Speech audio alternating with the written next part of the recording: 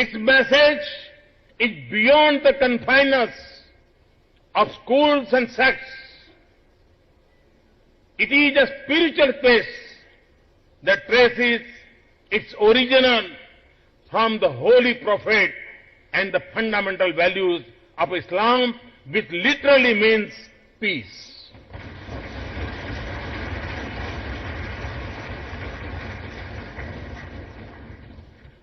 And it reminds us that when we think of the 99 names of Allah,